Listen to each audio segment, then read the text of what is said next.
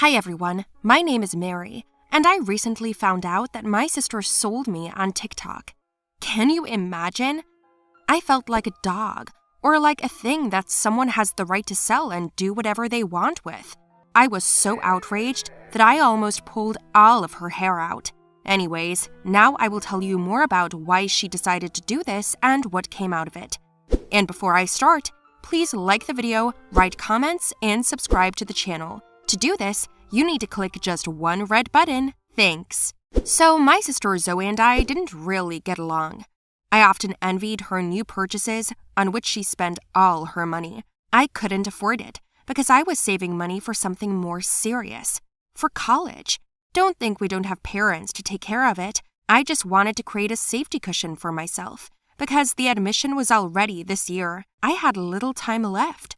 Zoe was a year younger than me, and she still had the time. The fact is that I really wanted to rent a nice apartment in the new city and live there. And for this, I was saving up all my money. Whether you save money or not, it doesn't matter. Money is like water, not enough for anything. If you spend it as recklessly as you do, of course it won't be enough. Have you ever tried to save some, or do you spend it all at once in 5 minutes? In 2? What do you mean? I spent all my money in 2 minutes, and that's not even the record.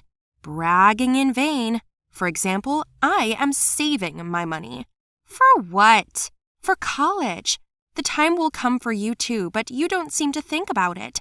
I want to go to college and get out of here. I'm tired already. I don't know about you. Truth is, if I can't save up for the college entrance exam, it's unlikely I'll ever get in. It's a paid exam? Well, it's not a paid exam. Actually, it's like a contribution to the development of the college. It's $1,200. I don't want to ask mom and dad for that kind of money, but I also don't want to lose the opportunity to go to college, so I have to save money. How much do you need? $1,000. Wow, you've only saved $200? Uh-huh. Well, we'll see. There are still 2 weeks left. I'll figure something out. Zoe turned around and left. To be honest, I don't even know why I told her about my problems. I don't usually. It just seemed to boil over. I immediately started calling my friends so that someone would lend me some money, but no one had such a huge amount. I was offered $30 here and $40 there. It would take me a month to collect the required amount. Then I decided to get a job. I went to a cafe where they needed a waitress, and on the first day I broke several cups. The owner forgave me, but then I spilled tomato soup right on the fly of a customer. Clutching tightly to his soft spot, he was jumping around like a boiled man. It turned out that he was a regular customer who always left a good tip. At that moment, I severed the relationship between him and that place once and for all. Dismissed. But you haven't even hired me yet. I was on probation. Just get out of here. It was terrible. I didn't get the job, but I needed the money. So I walked the streets and saw that a cleaner was needed in a beauty salon. This is what I need. I know how to clean, I said to myself and boldly went inside. One thing I didn't take into account, there were a lot of people and not enough space, and I always had problems with the flexibility of my body. As soon as I started cleaning, I accidentally brushed a tube on the table with the mop, and it spilled right into the plate with a liquid.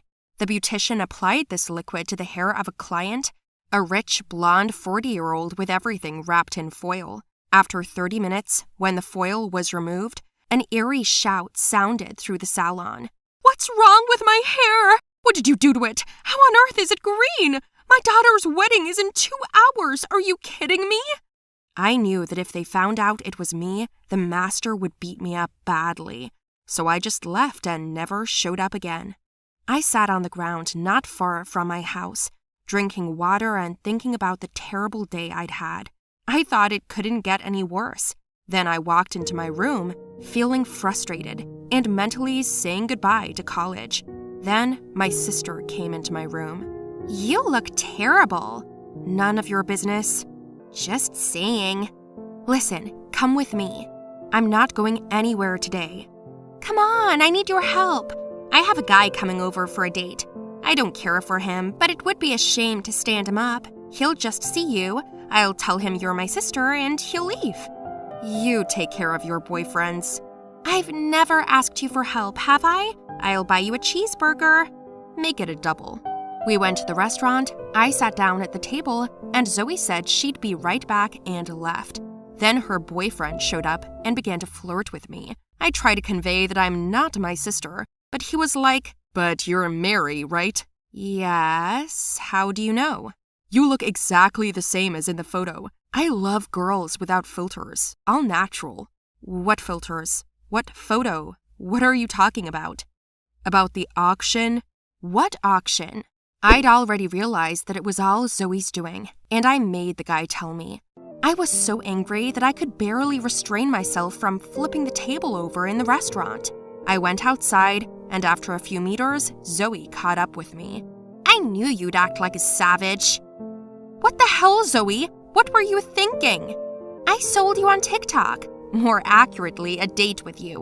1 hour, $200. What a deal, huh?" "What? Are you kidding me? Did you decide to make fun of me this way? Humiliate me? Who gave you that right? Do you think I'm a girl of easy virtue?" "No, it's just a date, just a chat. No extra moves, okay? You've been complaining all the time that you don't have enough money. I went on a few dates and I made you $600. Thanks to my number of subscribers, I decided how much it's gonna cost, and they offered cheaper for you because you don't have TikTok at all. No offense." "Did you really earn that money for me?" "Well, yes. Don't think about it. I just want to get you out of here. I want to live in our room alone." It almost took my breath away at the time. I always thought my sister didn't care about me. I know that those last words were just a cover-up, so as not to lose the brand of our relationship. It's easier for us to treat each other very seriously and coldly. Otherwise, we can't do anything together. Anyway, Zoe helped me save up the right amount of money, and the day of the installments came. I immediately invested all the money there, and I was told that if I get accepted, I would get double the money back. I took a very difficult exam, and it lasted 3.5 hours. But in the end, I succeeded, and I got accepted. Yes! I got into that college, won a scholarship, and $2,400 in bonuses. I kept half and decided to give back the other half to Zoe. I thought it would be fair to share it with her. But you know, my sister didn't take the money. She told me to keep it for my apartment. "So you don't relax, I'll come over and hang out with you. You can ask permission from Mom and Dad, but don't ever try and control me, okay?" Zoe said. "Okay," I said to her, smiling. I think that would have been the first time I hugged her with all my heart. A couple of months later, I was already packing, and the room was half empty. Zoe was sitting on the bed, wiping away her tears. It was the first time I had ever seen her cry for me. My dad, mom, and little sister came out to walk me to the bus for college. I hugged everyone and got on the bus. And guess what? Sitting next to me was the same guy who had bought a date with me for $200. By the way, Zoe and I never gave him his money back, and he remembered that perfectly. I promised him I'd give it back, but he said he still wanted the date. He wouldn't take the money anyway. I said I'd think about it. By the way, no one else decided to go out with me besides him. Probably because I'm not as glamorous as Zoe. Hi, my name is Martin. I want to tell you something about myself, or rather, about my parents. So to speak, share with you. I think you'll be as shocked as I am, and it'll be fully justified. Tell me, do you have parents? And what are they? How do they treat you? I know that all of them may not be perfect. Perhaps you often quarrel with them, argue, and sometimes you really want to get out of the house, right? Here, I also have this happen here. Well, it was more accurate. While they're not going to sell me, you know how it is. Like things or products. Here you are tired of a thing, or it's outdated, and you decide to get rid of it in a way that's profitable for you. They decided to do the same thing with me. Unpleasant? Oh, and how unpleasant it was when I found out about it. If you want to know all the details, then listen further. By the way, please don't forget to subscribe to the channel. Put a like and be sure to write your opinion in the comments. To begin with, I'm the oldest child in the family. There's 2 other children, my twin brothers, John and Jack. Well, so you can roughly understand how the family treats them and me. If there's something delicious left in the house, then it's given to the twins, and it doesn't matter whether they want it or not. When we go to the store, first to buy all the youngest, and to me, most, is I always tried to look after them. help them with their homework, pick up from school, kindergarten, mug. Sometimes my mother made me cook special breakfasts where you need to show maximum culinary skills. Yes, yes, it was very unpleasant for me. And parents always have one argument for everything. They are younger than you. Of course, the question, so what, was always forced on me. But I got a couple of slaps on the back of the head for it and haven't asked since. It didn't seem to complain much. I even thought it was all right to live like this. Until I grew up. Well, then I started to see how life works in other families. I made friends where I saw how all children are treated equally, and it touched me. I never complained to anyone, and, of course, did not reprimand my ancestors. I didn't want to be any extra problems. And over the years, the resentment grew. And then something even more unpleasant happened. I'll tell you what. This happened a few years ago. The whole family went to a camping trip. Mom bustled around the kitchen all morning making beautiful sandwiches for us. As always, I dragged heavy bags and packed everything in the car. I took a few boxes at a time, and they blocked my path. I honestly didn't see that John ran right out to meet me. In short, I crashed into him and all the boxes fell on him. They weren't exactly heavy, but he got hit on the head and lost consciousness. Can you imagine how hysterical my mother was? We immediately went to the hospital, where John was quickly revived. He was okay, just bumped his head a little. I think my mother was even worse off that day than he was. When I got home, I got a beating. I got the full amount, was accused of all the deadly sins, and it seemed that my mother was ready to just slap me, but restrained herself with the last of her strength. Everything I said sounded like a pathetic excuse, so I chose to remain silent. From that day on, my mother didn't speak to me for 2 weeks. Whenever I didn't try to make up, she ignored me. 2 days later, some people came to our house. I saw them talking to my mother about something. My mother was given an envelope. She signed somewhere and called me. She introduced me to these people, Mr. and Miss Jones. These are your new parents, she said. What? What do you mean? I expected a lot, that I would be deprived of money, internet, TV, dates with friends. Not that I'd be sold. At this moment, all the childish resentments, misunderstandings, and anger woke up in me. I felt so broken, so unnecessary, and it was terrible. I couldn't believe my mom would just sell me out like that. All she said to me at parting was that they were good people and that they were rich. I packed my things, still in a state of shock, and left the house. No one even said goodbye to me. I got in the car and we drove. I was silent all the way, even though these people tried to talk to me. They were very nice, tried to please me in every possible way, offered to stop by some stores to buy anything, but I didn't even know what to do now. How is this possible? When we got home, they showed me my room.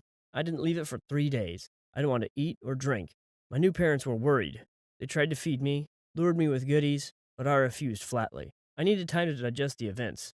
I was shattered, and then I decided to take some pills. It occurred to me that if my parents didn't need me, then who did? I found something in the medicine cabinet and drank, lay down on the bed, and felt how bad I was getting. The new mother came running into the room just as I was about to pass out. I woke up in the hospital, and they were giving me IVs. My new parents were sitting next to me, crying. Surprisingly, they were crying for a child they barely knew. Why? When I came to, my parents, they were very happy. They kissed me, hugged me, and scolded me for what I had done. My mother wiped away her tears, told me never to do it again. It was nice. For the first time in my life, I felt that someone needed me. In the end is when I started feeling better. When I got back to their house, I noticed that they had a really nice house and that they were so nice to me. My new dad showed me all the rooms, allowed me to go to his office sometimes, and my mom took me to the shops and dressed me up. Yes, I felt a little different in attitude. Love, awe, and warmth. It was strange to feel comfort from strangers, more than from one's own parents. My mother would read me interesting books at night, my father would meet me after school, and every day we would build me a new bike from scratch. It was so cool to do something for yourself with your own hands. So about 6 months passed, and one day, my old parents came to our house. That mother was crying and asked me to come back. She said she made a mistake and regretted it. "Come back to our house, son. We miss you," she said. The new mother got up from her chair and indignantly told them to leave the house. My old mother took an envelope of money out of her pocket and threw it on the table, saying that they'd changed their minds. "We don't need money," she said. "Ah, is that so?